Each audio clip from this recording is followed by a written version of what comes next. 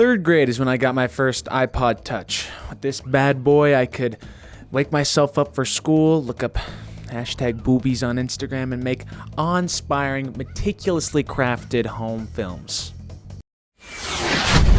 But the best part of my iPod wasn't any of that. It was that I could game. And I played a shit ton of games, from simple but addicting platformers to awesome action-packed RPGs, and so many fart apps. God. In fact, there were over 1,100 individual fart apps, which were such a problem for Apple that they were specifically called out and banned in their App Store review guidelines of 2010, despite Apple's own director of application technology being a notorious creator of fart and piss simulation apps. How was this real? So while I did play a lot of paid and free apps as a child, unbeknownst to my tiny little stupid kid brain, developers were getting smarter. And they saw the lucrative market of both gambling addicts and small children with access to their parents' credit cards, which could be exploited through the rise of a new kind of app. Let's start around 2010.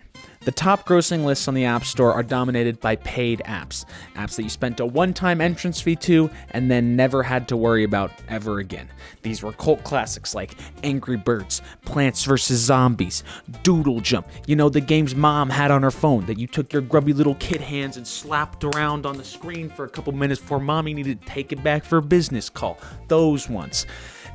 You knew what you were getting for what you were spending.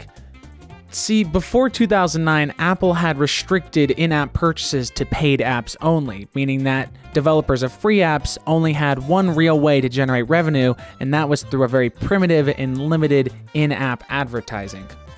This is also why before 2009, the entire free section of the App Store was full of light apps, essentially stripped-down trial versions of previously made paid apps. These light apps were developers' way of reeling in the consumers into purchasing the entire paid app by taking, a small portion of it in a free form.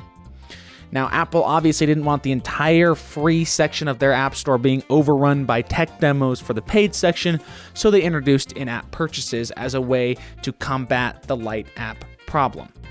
Initially, Apple thought these in-app purchases would be used by developers to create a sort of paywall to lock content behind. So someone could go into a free app, play the little demo, and then in-app choose if they wanted to unlock more content instead of having to go to the App Store and download a completely separate app. What they didn't account for, however, was the insatiable capitalist appetite that many of these developers and, more importantly, their investors had for a little cold hard cash. Before we go any further, we need to talk about microtransactions and more generally the profit schemes they created. See, up until this point, microtransactions were in their infancy, with companies like EA and Bethesda experimenting with different ways on how to implement them, but never really finding any success.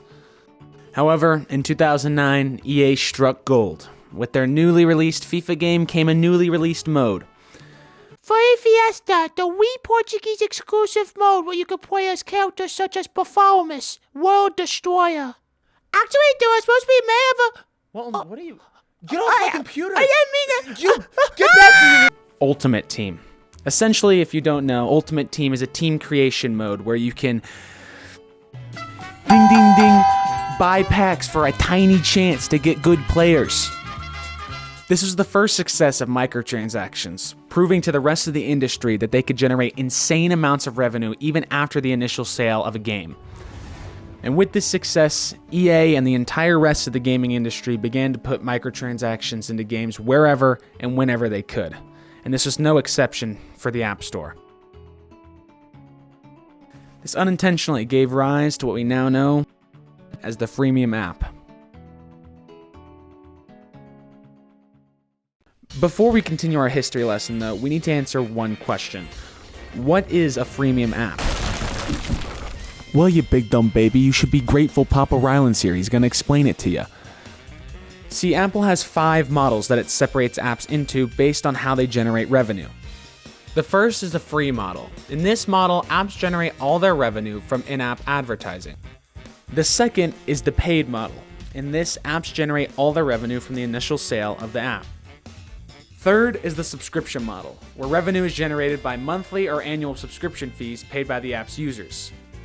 The fourth is the freemium model, where apps generate revenue through in-app advertising and in-app purchases or microtransactions.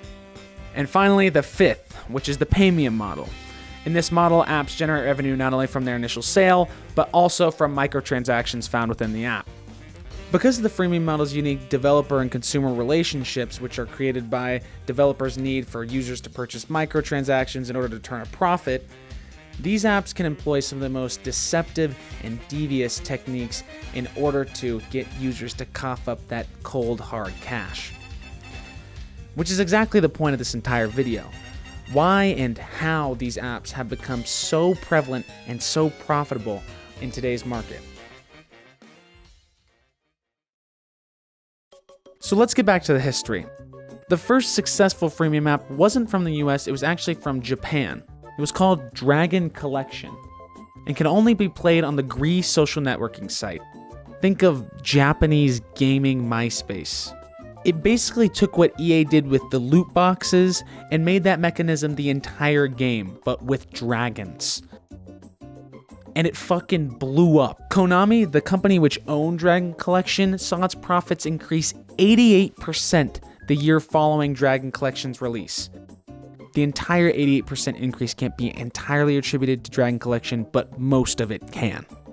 This marked the birth of what we now know as gacha games and proved to the entire rest of the mobile industry that these apps could produce large and sustainable revenue streams. By the end of 2011, 16 of the top 30 grossing apps in the App Store were freemium apps, with the bulk of their revenue coming from microtransactions. The future of the mobile game industry was painfully clear to anybody paying attention, and like we said earlier, the little coding gremlins and their investors were paying attention.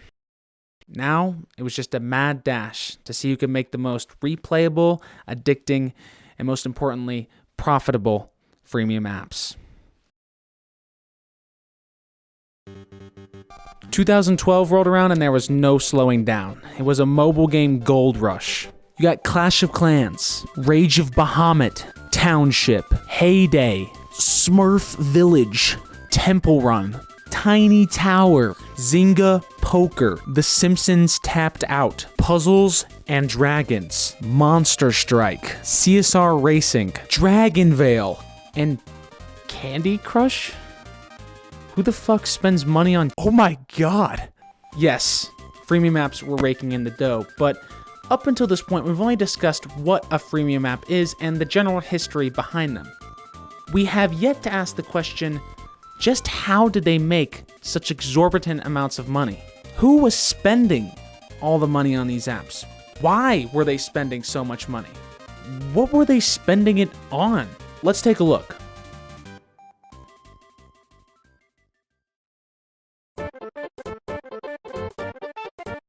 Mobile game profit structures within the freemium space generally follow about one of three different systems. The first is the least profitable, and was the original intended way for in-app purchases to be used, which we'll call the expansion model. In this model, games give users a sort of demo experience, which once they're done playing through, they can choose whether or not they want to unlock the rest of the app's content and features through an in-app purchase. The reason this method isn't as profitable as some of the methods we'll discuss in a bit is because oftentimes the initial content offered to users isn't enough to get them fully invested in the gameplay. And mobile games in general don't offer a deep enough gameplay experience to get users to spend money. Now, this strategy works in larger non-mobile titles because they have the resources to work with to provide enough gameplay experience and progression to warrant users purchasing the entire title. Think of something like Wizard 101, where you've got access to about 10 or so hours of pretty in-depth content before the game stops you and is like, whoa there, young wizard. You're going to have to fetch Mummy's credit card and purchase a few more wizard bucks if you want to go to low-res shit-ass 2-polygon wizard Egypt. The next two freemium models we're going to discuss are the most profitable and most prevalent today. The first of these two is what we'll call the pay-to-win model. In this structure, games provide users with some sort of premium currency which can be used to progress further in the game. However, these premium currencies can only be obtained in large amounts through in-app purchases. Clash of Clans did this with gems, Dragonvale did this with gems, Arena of Valor did this with gems. I swear there's other premium currencies besides gems. The final model is the gacha model, and it was more standard practice in Eastern countries, but it's made its way over to the West, and it's just a tad bit profitable. In the gacha model, premium currencies aren't so much used to progress further in the game, but instead to gamble for better units, items, and softcore hentai. It's like a casino, except instead of gambling your money away to try to make more money, you gamble your money away for a chance to get a picture of a large-breasted fictitious woman. Now I know what you're thinking. Well, Rylan, I've never spent any money on mobile games. I'm fiscally responsible. Just who's dumb enough to spend even a scrap of their net worth on such things as mobile game premium currencies? First of all, what a nice voice you have.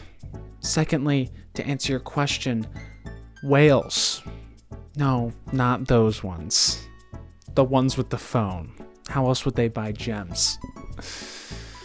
What a fucking dumb joke. Holy. Whales, as referred to by developers, are the 0.1% of the mobile game population, which account for over 50% of the entire mobile game industry's revenue.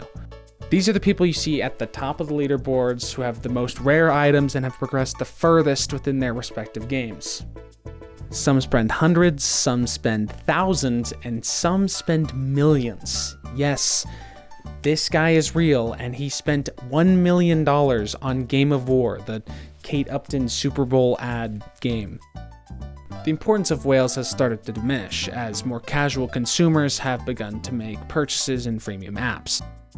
But if you are making a freemium app, whales are still your most important group of customers. And with that, we've covered most of the bases of the past and present freemium app experience. Across all different app stores, you will rarely ever see a paid app grace the top charts for more than a day or two. If this trend continues, which it looks like it most likely will, we will not be seeing an end to the freemium era for quite a while.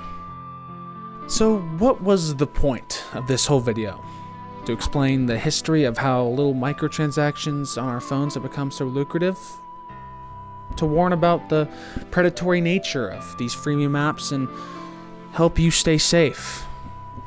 Or maybe this was just one long repentance for the $50 I spent on Clash of Clans back in 4th grade. Yep, that's the one. Fuck you, Supercell.